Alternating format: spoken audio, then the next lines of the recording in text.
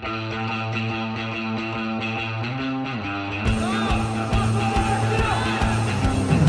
Steel Bridge competition is a competition to design, fabricate, and construct a bridge that's about 21 feet long. It simulates what building an actual real bridge is like in real life. So like real life, we're given a river and two sides where we build a bridge on both sides, and if you step in the water, you drown.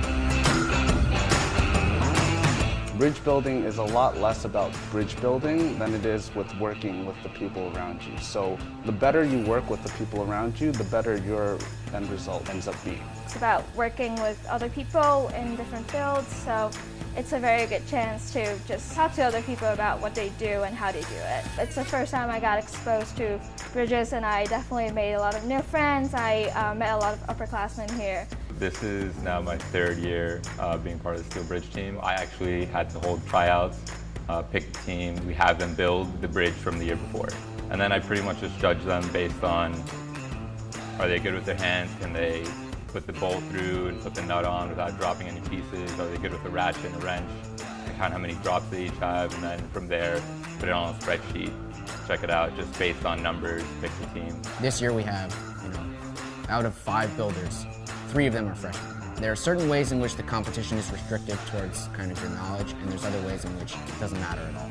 As long as you're athletic enough and you've read the rules and you're familiar enough with the competition, anyone can build it. We have designers who would design the bridge, and then we have fabricators who would be using steel and then welding them into pieces, and we have builders, which is the major part that I joined. We would be building it at the competition, and it will be timed, and we need to follow certain rules to do that. The rules are basically that you don't step in the river while you're building it. Each member has to be a specific length, and the bridge has to be under a specific weight. So our bridge from last year is based on last year's rules, and they do little changes and things to make it such that tricks that teams played last year you can't quite do that this year. This year, there was a requirement of a cantilever. So we designed a bridge around having an extra cantilever on one side of the bridge. A cantilever is essentially a part of the bridge that goes out that has no support at the end. So by doing that, we shortened the actual footing-to-footing span of the bridge, and then have, I think, approximately 3 feet left over for the cantilever. So in this steel bridge, we have footings, the spans, the laterals, and I guess the cantilever side that's also composed of spans and laterals as well. And it's really nice to go to the competition because you see not just our bridge being loaded, but other bridges. And if you see kind of how the different designs take the load differently and why things are the way they are, it gives you a much better perspective into the whole thing. Actually, when we went to nationals last year, we were exposed to a bunch of top-tier bridges, a bunch of top-tier teams, and we saw that a lot of teams really quickly just put the spans together based on this connection where you just drop in. So we really tried to emulate that in our design and for this year. And I told Miles one thing is that I wanted the build to be fast. So what that meant is we both decided we wanted it as little fasteners as possible at each connection. So Miles and Catherine were actually able to get it down to 1 fastener per connection, which is a lot faster than last year's 3 or 4 per connection. In structural engineering terms, this is like a fixed connection or a moment connection. It's not like you can bend it any way or rotate it or anything. It can't move once they're together. The only way they can move is by sliding it back out. We come up with new connection designs every year, and each one has been an improvement on the next. The students today, they definitely do their homework. They look up all their competition, what lessons can they learn from other people's designs.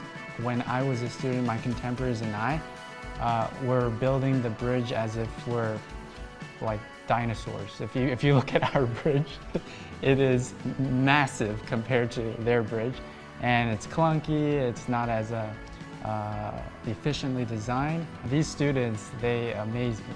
We actually, thanks to Miles, 2 years ago, he started this thing called Outreach, where they draft emails, send them out to potential sponsors. Steel isn't cheap, and neither is transporting it to the national competition or welding it together or things like that. All these things are expenses that our team has to come up with the money for. With a limited budget, say we're working with $2-3 grand, whereas other teams are working with $40-50 grand, there's a clear difference in what you can do with that money. And I think it's really gone to show that having this outreach division of our team has helped us become a competitor.